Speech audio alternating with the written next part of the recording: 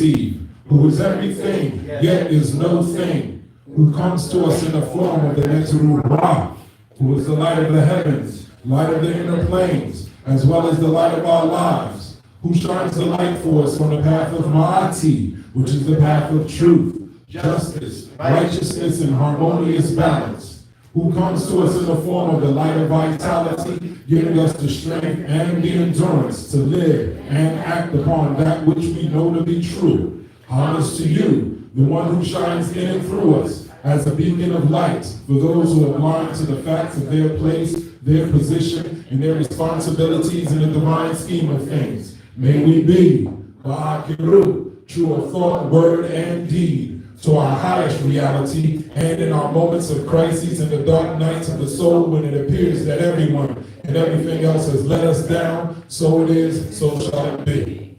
Amen. Ma'at. Amen. Ma'at. Ma'akiru. Ma'akiru. Ma'akiru. Ma'akiru.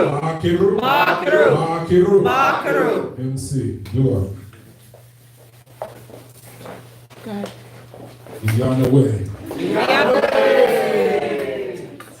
That was a steady. Okay? Let's get straight to the trouble. Just like that. So I trust that all is well. I said I trust that all is well. I trust that all is well because I trust in the divine. That's what it is that we're seeking to do. We're all seeking to trust in the divine. So when we believe, when we know that we can trust in the divine, then it gives us the endurance through those times when things don't feel like they're going well, or when things don't feel like they're in divine order. So I'm going to repeat it and rephrase it. So we trust in the divine for those times until we could see through the patterns of our own making, whether consciously or unconsciously. Because the divine is not really a mystery, the divine is within. Because we come here together in the physical to discuss and interpret our internal journey, right? I don't just come for information, we're coming to discuss with transparency our internal process and our internal journey or struggles. So I took a break. Every now and then I do that because what the Christians say, the Spirit of the Lord was working upon me. The Spirit of the Lord and the ancestors were working upon me. They're pushing me to commit to my musical ministry. And it's not that I'm bored with this, it's not that I'm distracted, it's just like it's hard to do two profound things at the same time. And when I say my musical ministry, it's not something that I'm doing on the side like I'm up here making in the club music shit, twerking music and stuff. Because the music that I make benefits all of us in here. Anytime that I step away and I'm doing personal cultivation, it's going to benefit you all in the temple. Because the temple is the outgrowth of my own personal growth and development. This temple is an outgrowth of when the Netter or the Lord or when the ancestors work upon my spirit. So you all benefits off the fruit of my labor when I take those moments to pull back and to do something. So before I get into it, I just want to give much respect to Hemet in the Siduru, because Hemet did some very profound. The last 3 or 4 communities were very profound. I like to sit back and listen to my people speak. They were very profound, and I want to give thanks to the Siduru for being very competent leadership in the temple. And you all should rejoice in celebration, and you all should rejoice in confirmation that this temple, the way we run this temple, is not a cult. Because this temple doesn't run on the whims and desires of me. I don't have to micromanage everything. So in here you see the clergy and the leadership get to express their thoughts and things about life. Not just anything, but everything based off of some principle that we teach in our legacy. And some things you may think could be off, but if we can find a principle in the legacy, we get it back on. Because after all, you do come to learn about the modern application of the legacy, right? Not just history. So in here, in our program, we have a part of our program called Joys and Concerns. So my joy today is, I'll say by the end of the day or the end of this evening, I'll have my first Instagram post. And I'm finally caught up to that. Finally caught up to this century. I've been resisting it. But I got to do it a certain way. I can't do it the way everybody else does. Because I sit back and I watch and everybody's doing this entertainment thing, this goofy thing. I got to always have some substance. So I got to reflect and see which way I'm supposed to do it to contrast myself from everyone else. So it's going to be called Music and Metaphysics. And how that's part of this music ministry that I'm talking about. And this, what I'm sharing with Instagram is just a more informal version of myself up here. So just imagine communion with music, or communion based around discussion of music and metaphysics. So I could talk about my music process because I'm releasing music from the spring all the way to the fall. So I want to invite you in on that process. So I might let y'all hear the first beat or the skeletal version of the beat. And then the next few weeks later, then you hear the lyrics, then you hear the chorus, and then I'll discuss with you what was inspiring me to make that music.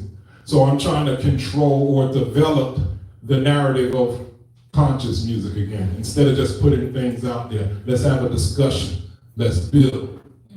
And I believe that, well, I know that the way Spirit is moving upon me, that this contribution is just as significant as my book, The Art of Prayer. It's just as significant as the holidays that we developed in here. Sometimes I interpret signals from the universe incorrectly. I do that about once every decade. Just so y'all know I'm right all the time, except once every decade. So in my journey, I always thought I had to give up the music to become this person who I am in front of you now. I thought, like, nobody wants to hear a rap in the suit. But I wasn't interpreting the signals. They're telling me, Negro, we never told you to stop. Because remember, 1 time is an incident, 2 times is a coincidence, 3 times is the beginning of a pattern. So over the past 15 years, people within this circle have been telling me they want to hear the music. And I'm like, oh yeah, I ain't doing that. More than 3 people, about 6 people. So I haven't been listening. They've been trying to tell me to get back into it for the greater part of a decade, so I stopped resisting. So I'm gonna flood the market now. And I've been studying music theory and everything, so I'm not just putting it out just to put it out. I'm trying to make it entertaining because music is entertaining. Y'all don't want to hear the music making y'all all depressed, thinking about the problems of the world. You know how sometimes conscious music get like that.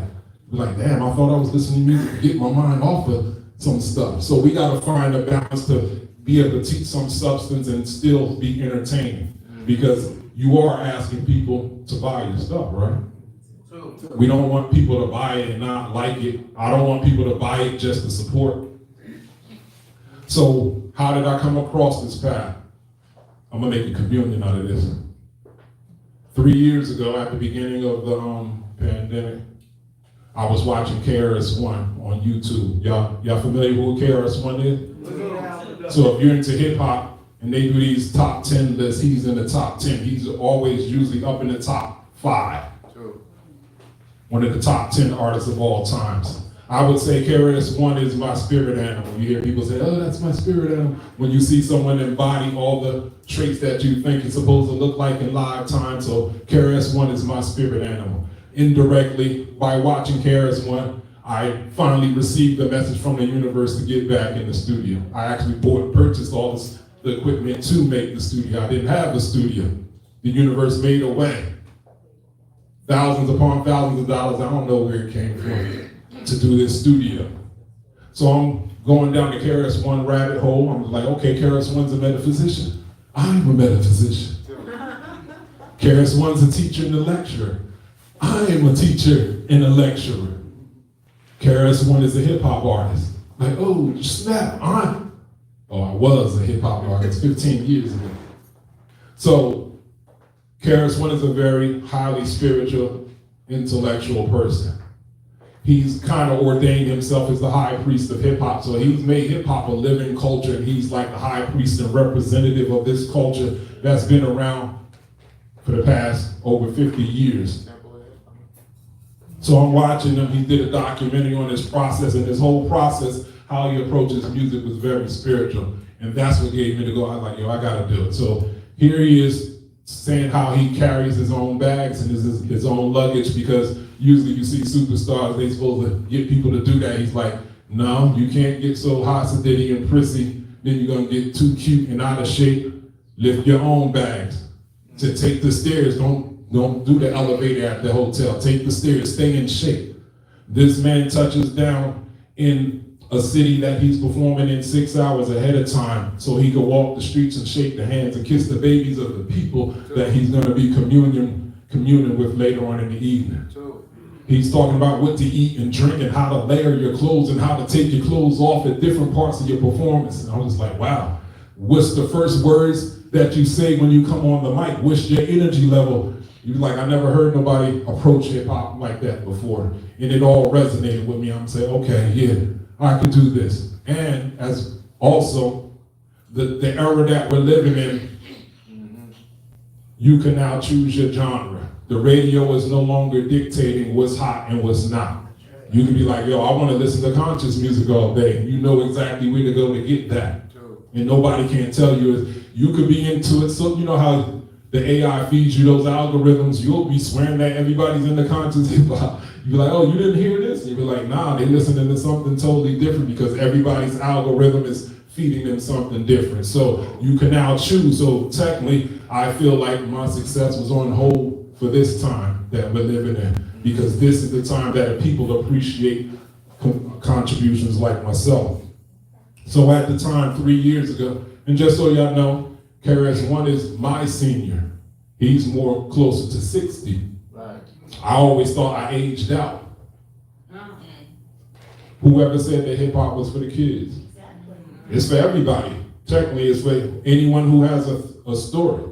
Anyone who can authentically represent their truth, that's who it's for. It's the white executives that decided it was gonna be for the kids. Once we stopped owning, remember, there was a time when there was major labels and then there was the independent labels, because the major labels wasn't sure about us, so they created like Cold Chillin' Records, remember, Def Jam and all that. That was for us. They hired Russell Simmons and Marley Martin to keep their pulse on the street. And it was people from hip hop who decided the direction of hip hop. Right. Then eventually they all sold their labels to white folks again. Then the white folks started dictating what's hot and what's not. And then they started making decisions that hip hop is for the young people, and that somehow you age out of hip hop, which is just totally incorrect. Hip hop is a medium of expression for the Black or the African American experience in the United States. Is now universal, but it started that way. So KRS-One is over 30 albums deep in the game. I know some people be like, oh, what happened to the conscious hip hop? What happened to all they're all still doing it. But the market is so saturated that it's easy to get lost in it. So he's over 30 albums deep. So the point is, 3 years ago, he was on the album called Between the Protests. That was the name of the album, Between the Protests, because he's an activist. True. So the point of that album is, who are you in between the protests? What do you identify with in between the protests? How do you feed yourself in between the protests? So there's supposed to be a whole lifestyle in between all this protesting. So his album was the answer to that. So how does that relate to me? I said, okay, that's hot. So how does that relate to me as a spiritualist or spiritual practitioner? For us in the ATR, it would be between the ritual. Between the ceremony. Who are you between the ritual? Who are you between the ceremony? Who or what do you identify between the ritual and ceremony? Because we have a lot of our ego involved in ritual and ceremony. One of my friends online, I think his name is Dr. Larby Cosmos, he said, ritual to spirit is like food is to the body. Ritual to spirit is like food is to the body. So it's all very necessary. So in the African tradition, sometimes we start bragging about how many rituals we've done or how many rituals we participated in. And some of us starts wearing beads and all types of trinkets to represent our pedigree. You see it even in the Eastern Star and the Masonic thing. Everybody has signs and symbols that's supposed to represent your pedigree. Are you initiated? That becomes the thing to check everybody. Are you initiated? Are you initiated? Then it's like, yeah, I'm initiated. Then it's like, but how many other initiations you now? You're like, damn, so now it's more than one initiation? Cats is bragging on initiation. Cats is bragging about their Thursday night yoga. People are policing each other with communions. I've been at all the communions. I notice you haven't been at the communion. So we start racking up points about how we participate in ritual. But who are you in between the ritual? What feeds you? Food feeds you, correct? True. What about music? Can music be considered a form of diet? Yes. That's what we get into. Can we all agree that black folks love music? True. Do you listen to music every single day? Yes. Can you get through a week without music? It's nearly impossible because you're even hearing it in a commercial. There's always some type of jingle or something going around. Even to get you to do bad things or eat bad things, music is used as a medium. So music is a very tangible form of energy that we need to sustain ourselves. So now, according to science, what did I just say? According to science. According to science. So now, is science a God or a deity? Is Netter a God or a deity? True.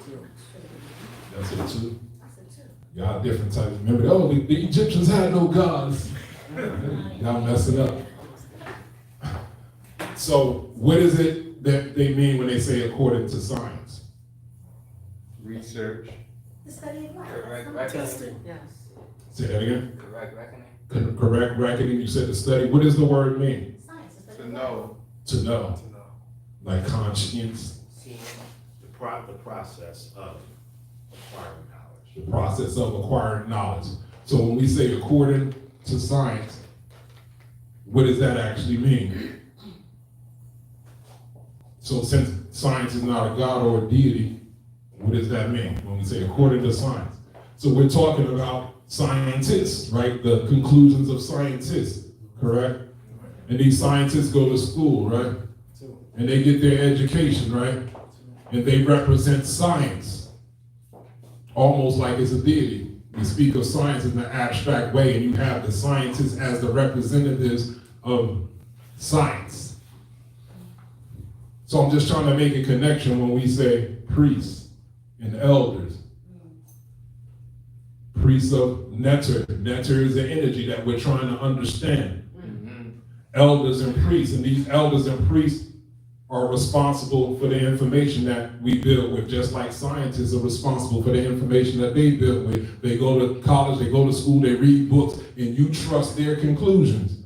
Because you're like, oh, he's a scientist, he went such and such, he got this degree, that degree, they're educated. And now we have our elders and our priests, and they are initiated. So we have initiated and we have educated. It's the same thing. So all I'm saying is the same old age-old thing about religion against religion. Science is this new, or the Western science, because this is science, what we do. We study, we practice life sciences. True. So we do the same thing. Our approach to the same thing is different. Spiritualists have one approach, scientists have another. So now if we're mature, we'll have to be cognizant of both. You just can't stay stuck in the corner. That's immature. That's irresponsible, especially if you're leading people's lives. So some things science figured out that spiritual people have to be mature enough to let some of their beliefs go because we figured some new things out. You'd be like, yo, I'm just sorry, it's just not true. Science also got to recognize that a lot of what the spiritualists came up with wasn't spooky, it wasn't pseudoscience, and it wasn't child's play. So we got to walk this fine line between both. So, according to science, according to the science religion, neuroscience, got it from neurosciencenews.com. There was an article last month that says, does music improve overall health and well-being? Yes.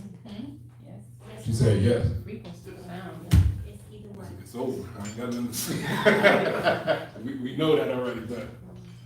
All right, so it says listening to music helps improve mood and decreases anxiety, regardless of the genre. Researchers found that listening to music elicits similar autonomic nervous system activation patterns that people experience as a result of exercise. What does that mean? You know, like your fight or flight response. Like when you're on the treadmill working at the gym, this thing within you that's gonna cause you either run or fight. So it says music has that effect upon your nervous system. Findings reveal clinically significant improvements in the well-being and the health-related quality of life associated with music engagement. Listening to music that you like can improve your mood and decrease anxiety, etc., which includes listening to music, playing an instrument, or singing. Now, I'm trying to get y'all to have an appreciation of what it is that we do in here. So when y'all came in here, we did Hesse. What is Hesse, brother? Since this is your 8th time here. Hesse is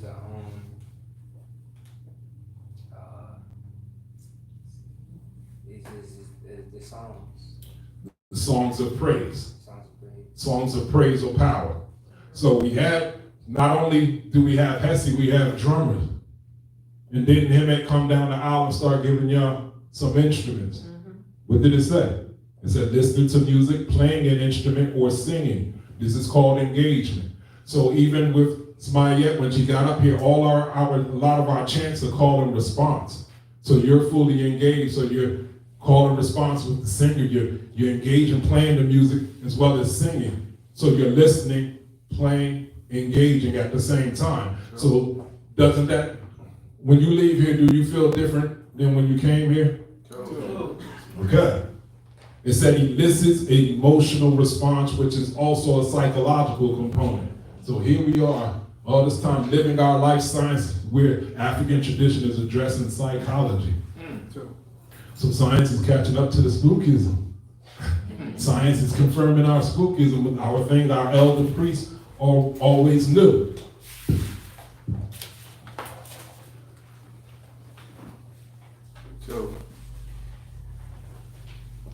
The working hypothesis is repeated engagement with music and eliciting these autonomic nervous system activation patterns increases our ability, listen to this, to respond effectively to stress, which in turn improves our overall health. I'll repeat that again. The working hypothesis is that repeated engagement with music and eliciting these autonomic system activation patterns increases our ability to respond effectively to stress, which improves our overall health. Now, I want to talk about the so-called African American experience in America. Remember this? We shall overcome. Remember, they out there, the dogs and the hoses, we shall overcome. So now, for the past 30 years, we've heard a lot of our teachers and lecturers disrespect our own ancestors because they were chanting in the middle of crises. So you saw the hoses, you saw the dogs, but they didn't decimate the whole crowd. There's hundreds and thousands of people. We shall overcome. So the ones that got hit with the hose or the dogs, those might have been the ones who energetically broke formation. Something very metaphysical, something spiritual was happening. What did it just say? It says it helps you deal with stress. Wouldn't that qualify as a stressful situation when you're sitting in front of the personification of racism in front of you, ready to sick dogs to kill you? Wouldn't that qualify as a stressful situation? So here we are, we have the nerve up here in 2022 looking back 60 years ago talking about what you would have done. Here you sit here with your air conditioner, your heat, your 2 jobs, now you're an entrepreneur, all the stuff that those dogs are biting and fighting them for, now you got the right to indulge in it freely. Now you talking about what you would have been right up there with it. Scared as hell, but still big. True. So yes, we could afford, but the name would have got decimated, and then we probably wouldn't have had the rights that we have now. So yeah, singing is not the cure for everything. And we do have some things to figure it out, but until then, we have to endure. And chanting and Hessian, these things help us endure some of the time. So lighten up on the people in the church when they sing their God, because that's all they got. Until we figure out the plan on how to move forward, we're going to have to figure out some things to help us keep some type of peace of mind until we figure that out. So check it out. I said, music appears to be half the impact of positive health effects of regular exercise. Once again, music appears to be about half the impact of the positive effects of regular exercise. So participating in music engagement is a form of exercise. Once again, we have to give credit to traditional African religions. So we don't just sing, we also dance. So once again, here it is, you've been living a whole life science. And a lot of people are waiting for Western science to pat them on the back like, yeah, what you doing is okay. We knew it was okay. It wouldn't have survived if it didn't work, if it wasn't real. True. Exercise is associated with the prevention of 1.6 million deaths annually. Again, exercise is associated with the prevention of 1.6 million deaths annually. If music can have half this impact, we're looking at the prevention of 800,000 annual avoidable deaths. That's serious. So the Hessian and things that we do, even the Duao, remember that's a song, that's a chant. So every time we indulge in these things, we're actually saving our lives. Say 800,000 annual avoidable deaths. COVID killed about 800,000. Not to say that this is the cure for COVID, but this could contribute to keeping you right through, enduring through whatever, COVID or cold or whatever. Music can help you with that. So here it is. Science is trying to get caught up. So science has got caught up. They said there's some validity to color therapy. There's certain colors that affect you one way. Certain colors stimulate and certain colors sedate. Didn't we know that already? So we talk about all six colors is blue. Haru's color is red. Haru's color is red and white. We already knew that. Now they fumble across aromatherapy. Now they recognize a certain sense relax you and a certain sense stimulate you. We already knew that. So they just put it in a different way. So science tends to define things while tradition tends to describe things. So it's kind of like ours is kind of like more poetic. So now they find out that when you inhale things like essential oil, it affects what you call the amygdala region of your brain. That's your emotional centers of the brain. And that's responsible for sending either a healing effect or a stimulatory effect through your body. So here we are. We're dressing for the Neteru in the Orisha. We dressing in certain colors, and we burn certain incense. We wear certain oils, we offer up certain oils. So here it is, you all been living a life science, and they're just getting caught up. Actually, it seems like life science is just trying to validate all the stuff that people been doing spiritually this whole while. It must be getting on their nerves, like, why can't we control them? Well, what's this thing up burning these incense? Is there any truth to this? We'll put it under the microscope. We'll see if it's real or not. Even down to the diet. Our ancestors have been doing the diet thing, fasting and cleansing. Their first reaction is to say, oh, it's nonsense. If y'all been paying attention to science, everything that y'all thought science believed, they changed it up. I've been reading it every day. I'm like, they be like, oh, vitamin D was thought to not work, but we found out that it do work. Oh, we found out that dairy used to be good for you, but it's bad. Now they're like, but I think it's good for you again. But they're saying that they don't know how much music to prescribe. So yes, music is healing, but they don't know how much music to prescribe. What is our answer to how much music to prescribe? As much as you want. Exactly. It's common sense. Once again, it's going to take them 50 years to say, listen to music as much as possible. But they have their process. Respect to that, they have their process. Our process tends to be more intuitional. We don't have to use physical things so much. It just, You know, we're melanated. We be out in the sun, we eating right, we drinking right, we fat, and it just comes with, wow, I don't know. And we let them work out the process on how we came to just know it. We be like, yeah, enzymes and yeah, that thing. Eat more fruits and go to the bathroom. You know, yeah, the enzymes, right? So we say do it as much as possible. Our culture said we have music for celebratory things. We have music, I ain't gonna say music, who sings in the shower? We do that, right? It's supposed to be chant, sung when you're cooking. Who knew that? Not just anything, there should be chant, sung when you, remember, especially the mothers, you're responsible for feeding your family. Don't we all know that the energy of the person cooking your food affects the people? Don't we know that's the big difference between fast food and home cooking food? They can cook the same thing and it just ain't the same when you buy it from a stranger because they can slop and stuff. Yeah. And then you feel some sort of way. You might ignore all that. It might taste good, but you're not feeling energized after. Doesn't Chinese food run through you? Be like, damn, I just ate like 30 minutes ago, I'm hungry again. Because they can nurture you. You can eat rice by your mother, you good for the rest of the day. So there's certain chants and things that can be said over food to empower you on the cellular level. Remember, on a quantum level. So now, then they said music can improve your health no matter what genre. What are they talking about? What does that mean? When they say music can improve your mood no matter what genre? What are they talking about? Or do you agree?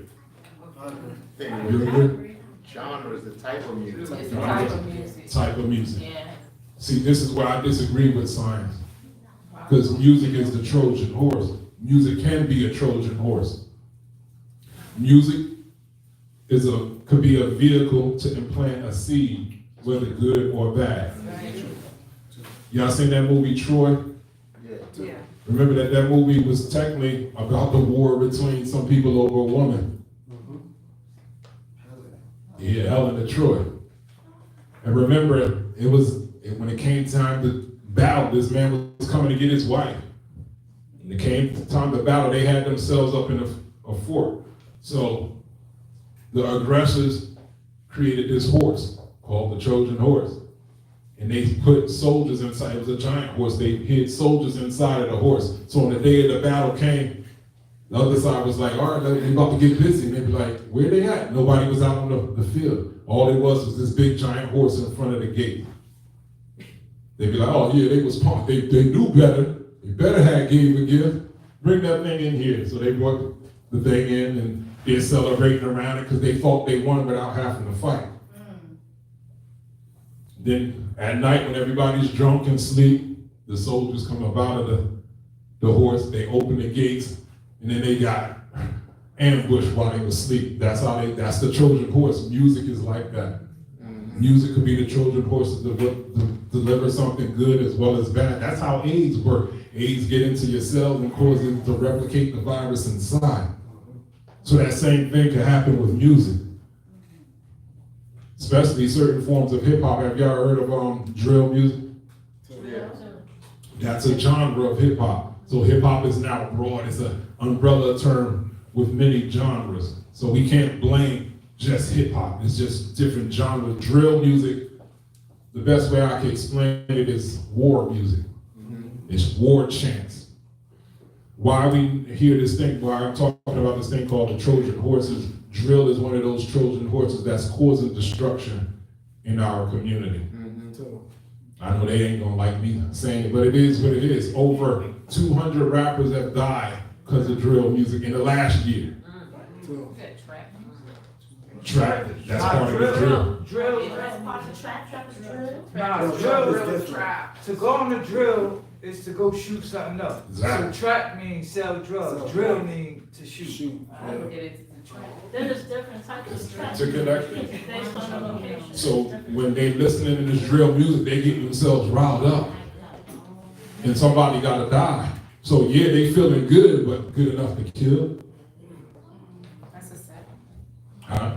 That's a sacrifice. That's interesting. She said it's a sacrifice, a blood sacrifice.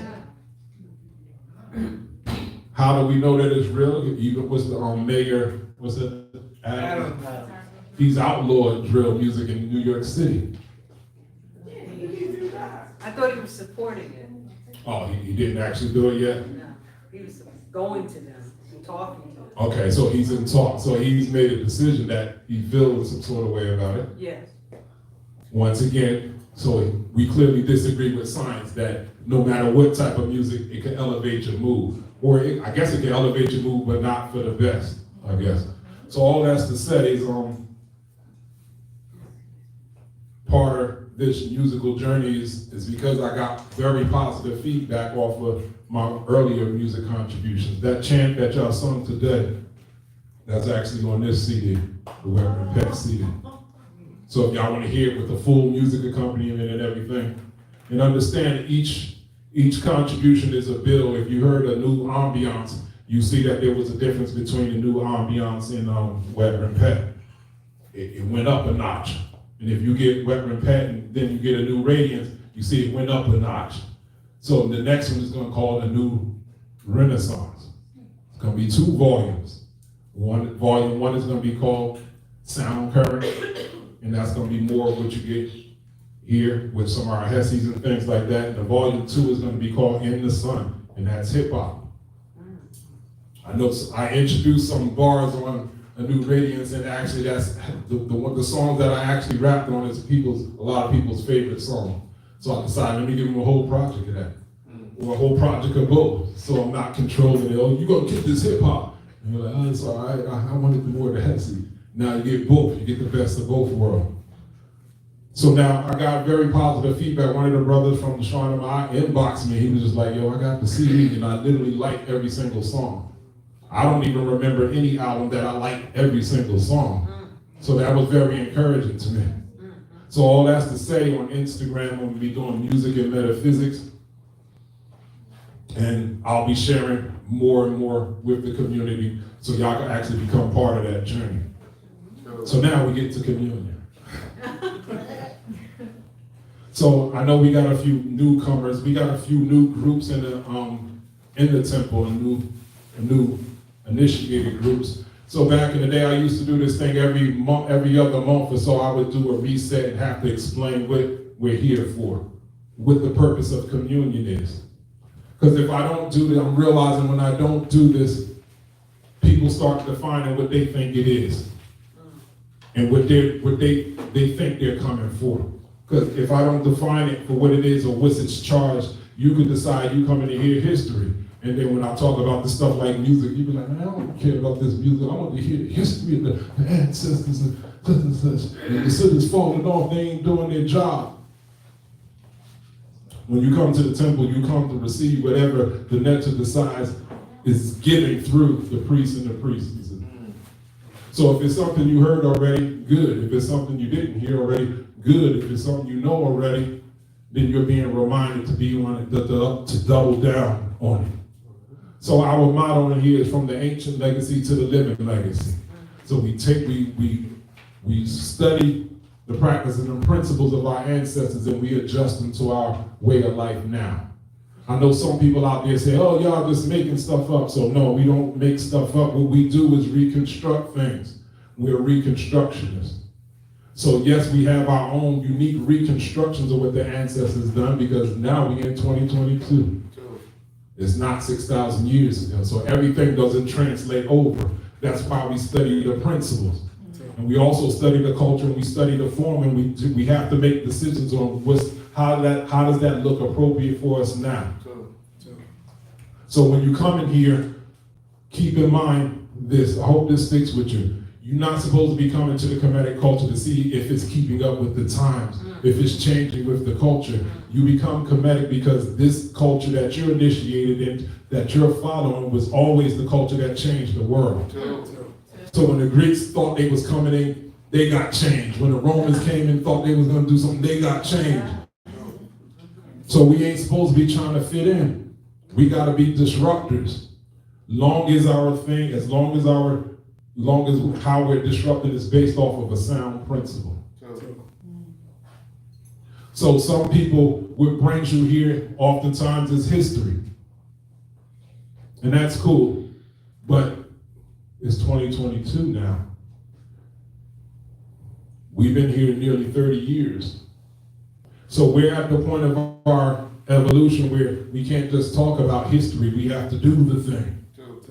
So you can't come here just to hear history. Nobody's inviting me to no history forums. It's something that went on this week and I ain't got invited because I'm talking about how to live it. So my thing is like, okay, after you finish talking about that, what's up?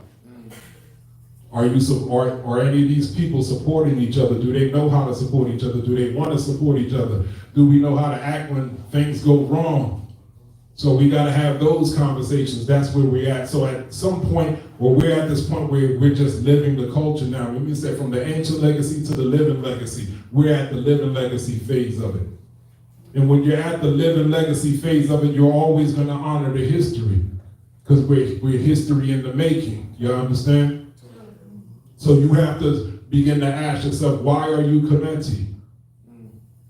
Now we study our history, we like, why did they describe Orset that way? Why did they describe Peru that way? So your life becomes a science to see if you can have a direct experience like the ancestors have. And our goal is to have a direct experience. Our goal is to be a divine being in the flesh without interruption and without distortion. So once again, we come together collectively, physically, to discuss our internal journey. Does that make sense? So now,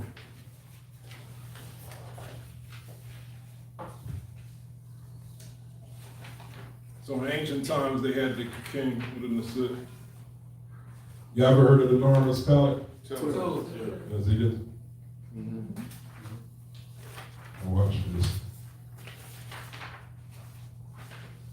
It's the people on camera ain't gonna be able to see this, but that's what y'all get for not being here in person. All right, what do we see here? What's that over here?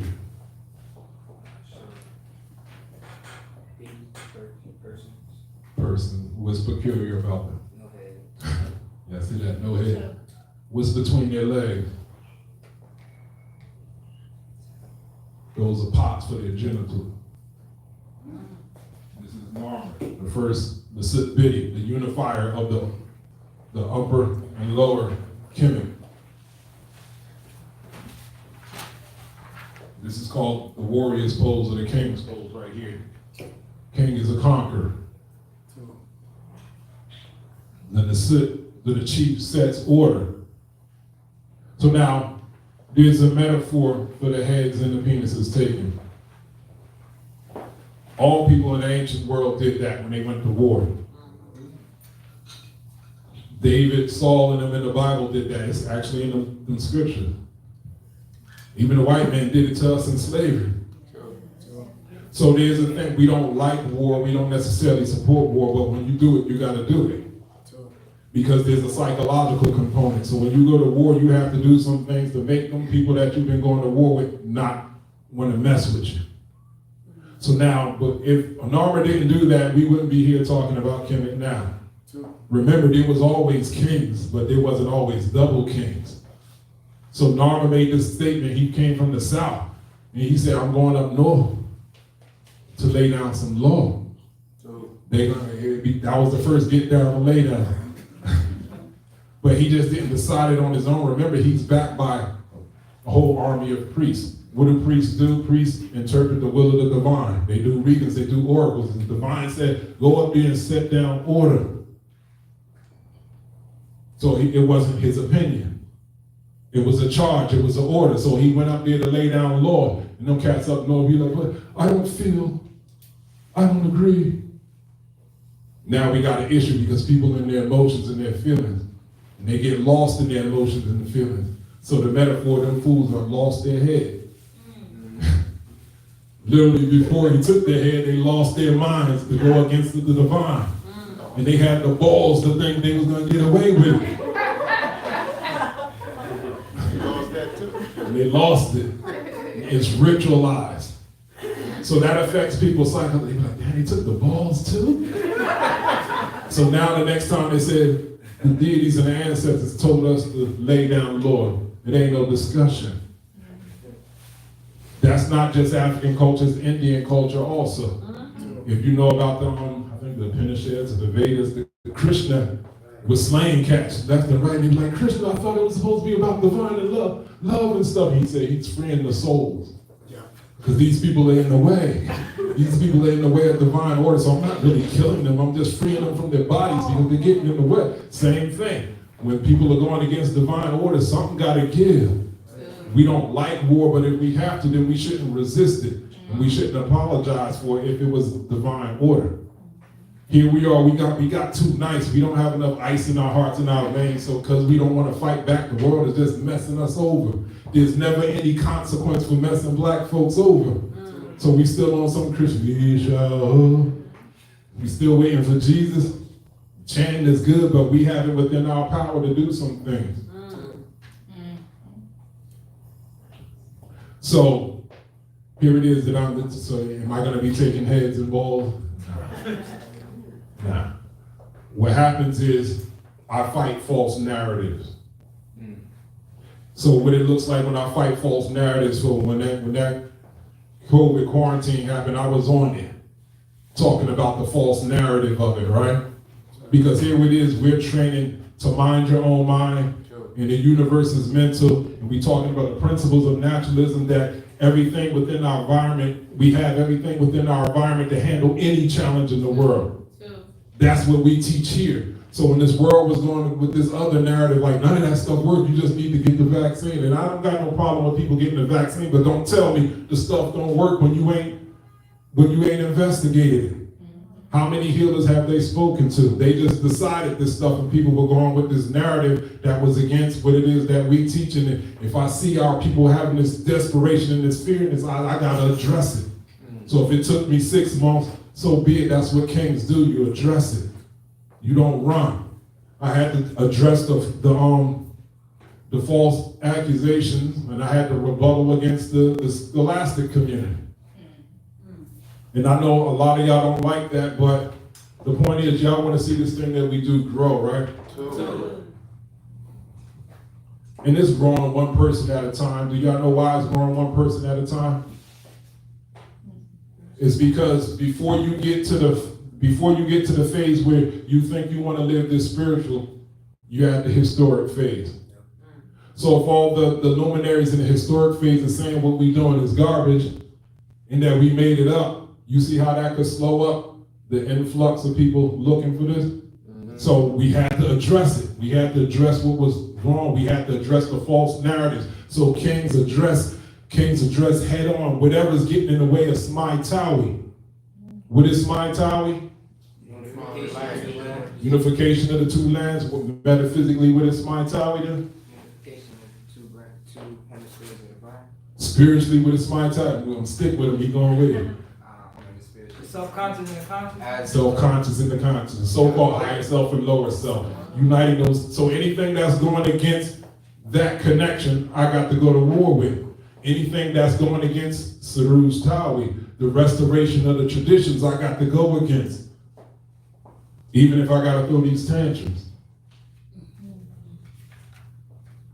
But nature balances our way. I hear people say the future is feminine. No, it's not. It's not. Centeredness is always the way. Whether it's men or women, whether it's masculine or women, centeredness is the future. So Himad spoke about the Will Smith situation last time. So we talk about centeredness, we talk about balance, we talk about connection to nature, right? I was having a conversation with my brother, and we were having a talk, and he said nature is very corrective. And when nature corrects, it's not required to feel good. That's right. Whether us as leaders or whether you all as a community, when nature corrects, it don't usually feel good. A lot of times, when nature corrects, it looks like Narma's palette. Heads gotta go, and tsunamis and earthquakes, and the ground is swallowing people. It looks corrective. So this is not about a feminine future, it's not about a masculine future. It's always a charge to find centeredness. So when we look at the Will Smith situation, as a man, he needs to find his center. He was looking for his center. That man thought he was doing everything he's supposed to do. He thought he was doing everything right. I watched him on the red table thing tell the story about what he did for his wife for the 40th birthday. And just for her to look at him like, I didn't tell you to do that. And then the kid was like, you didn't tell you so corny. And, like imagine how that made him feel. 3 years planning it. 3 years planning it. So as some men, we was taught to do all of that stuff for the women. So he thought he was doing right just for her not to care. Then when the slap came, he thought he was doing what he was supposed to do as a man, protect his wife's honor. Now, what did they cause? They gave him a 10-year suspension from the Oscars. All his current projects are now canceled. So, as far as right now, it looks like his career is destroyed, but remember, all is in divine order. He was told he was wronged by everybody. He had to check himself into an institute. Imagine that. He's like, damn, I can't get nothing right. I defended my wife and she even said it was embarrassing, so she didn't even have his back. Once again, I ain't told him to do that. Like, wow. So he was told he was wronged by his wife, he was told he was wronged by his family, told he was wronged by the public.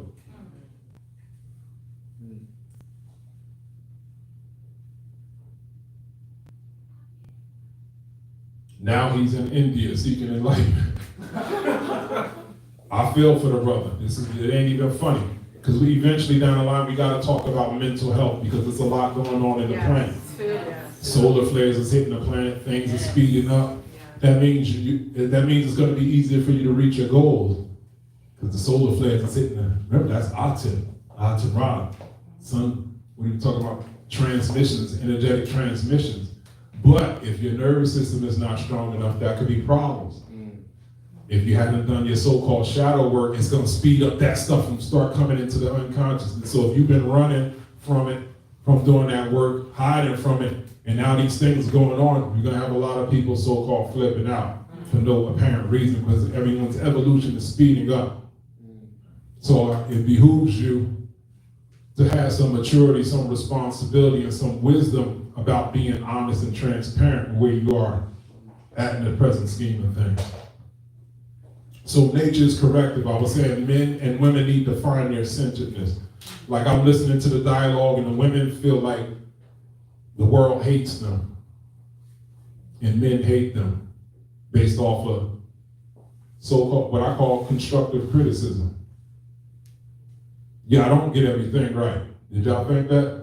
Especially black women, did y'all think y'all just did do everything right? That you can't tolerate to hear any constructive criticism on what y'all could do better? What you say, sister? You said, yeah, we do everything right. No. We do most things. Most things. Men has been used to it. Men got to the point where we don't believe that the world hates us. We just don't feel like nobody cares. So, reality check, black men and women. The world hates you. You're not singling out black women and singling out black men. Y'all forgot they hate us.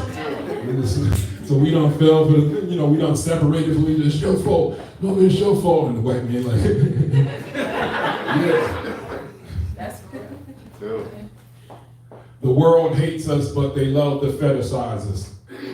Y'all heard that? That's right. They love to hate us. They love to fetishize us. They like us when we're playing the sports and the entertainment and twerking and making them feel good, but they hate us when we start getting into our center and making corrective decisions to be the best versions of ourselves. That's when you find, that's when they be like, why y'all doing that? All lives matter. Like they always trying to get us off course when we start getting on course.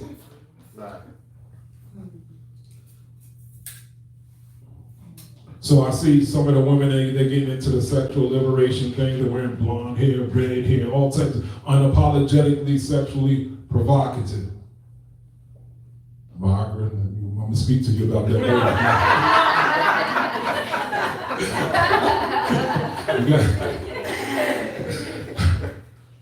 Remember, the masculine, the men set the order. Where did the women get that from? They foolish enough to think they're doing that because they want to do it. They think they made that stuff up. Where do y'all think they got that from? Men require. Some men required it.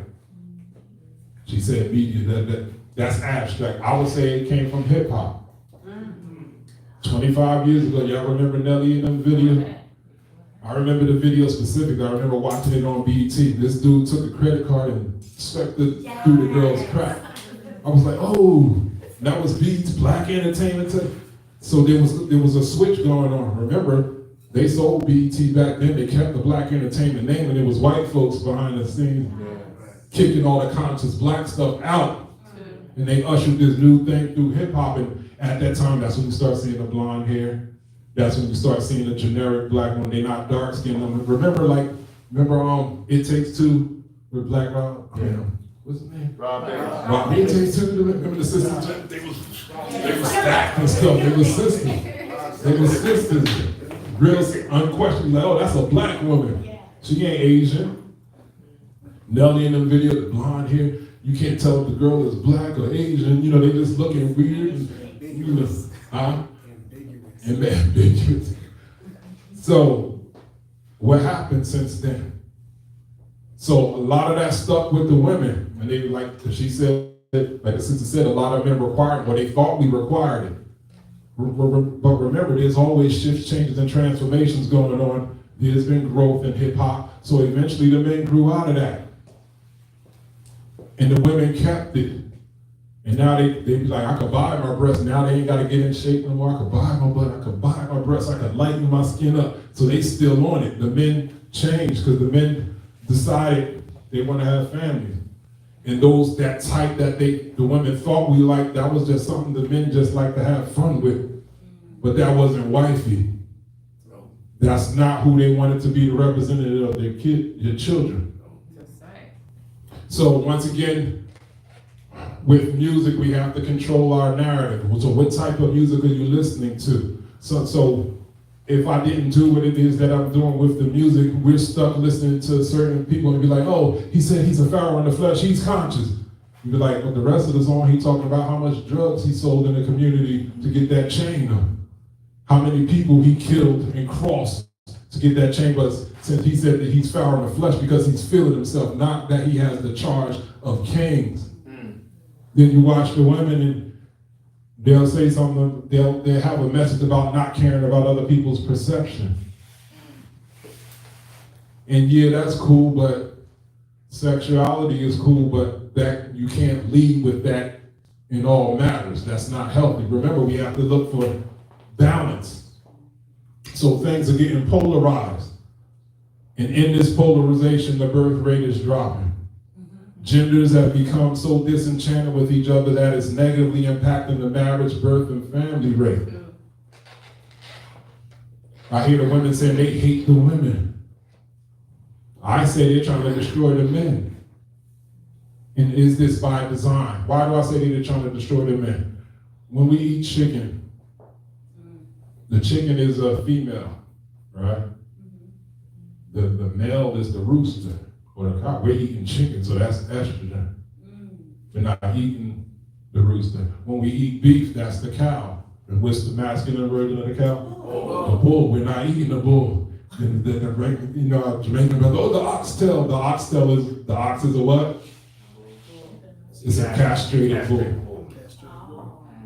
Then we have something in the air called xenoestrogens, which is synthetic estrogens, the chemicals that they're putting in the air. It has an estrogen-like effect upon our body, as well as the women's body. The foods have estrogen. The plastics there, the plastic forks, the plastic water bottles, the styrofoam containers, all that creates xenoestrogen. So estrogen is very high, so it's affecting the women and it's affecting their reproductive organs. That's where the fibroids is coming from. So it's impacting, can they reproduce? In the last 1,000 years, the testosterone of men went down 300%. So we could say it's an attack on the men. So now the men don't know how to stand, fight, or die for anything. And somebody needs it that way in order to implement their plan. Let's get on my conspiracy theory hat. So the women are saying, what's up with the men? And they're looking for the men only to find males. And they decide, if that's a man, then I don't need it. I could do bad all by, they said I could do bad all by myself. So now, once again, is this by design? So the foundation of relationships is need. A man needs certain things from a woman needs certain things from the man. So if the men talk about I don't need them and they go over here, and the women talk about they don't need them and we going over here, is that the promotion of indirectly of homosexuality? What are these men gonna be doing over there? The women tend to be more comfortable with homosexuality than the men, real talk. They tend to be more experimental. And I don't know, maybe the men are in denial, but that's not pro-life. When you got the women over here and the women over there, men over there, and they're never getting together. So, as the women, they have to learn to find their sensualness in sacred feminine. The men have to learn to find their sensualness in the sacred masculine. So at the end, the women gotta learn, allow themselves to need the masculine. The men have to learn themselves, allow themselves to learn to need the feminine. Some people don't like that word need. Let's try this word. So the women have to learn to receive the masculine. And the men have to learn to receive the feminine. That's the foundation of how we go forward. So the next level of the conversation is, what does Maat look like in live time? We know the 7 definitions on paper: truth, justice, righteousness, harmony, order, balance, reciprocity. So we need to have a discussion on what are the various expressions within our culture that Maat should look like as us as individuals, whether male or female. But I'm gonna end it on that note and pick that up next communion, because we went through a lot of layers here today. I don't want to give too much. We gotta just learn to marinate on that. So I'll pick up where we left off at the next communion. Y'all cool with that? All right, let's stand up. Left foot forward. Say shimmy, shimmy and matap. Shimmy and matap. Men right over left, sisters left over right. Say, Dianu, Uncle Jocelyn. Dianu, Uncle Jocelyn. Open up, give energy in the room.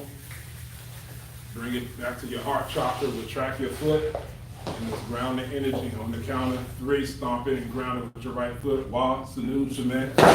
All right. Dua Netzer. Dua, everyone who joined us on Facebook and YouTube Live today. We appreciate the energy that you sent to us in the form of your donations as reciprocity for the energy that you received from the sit today.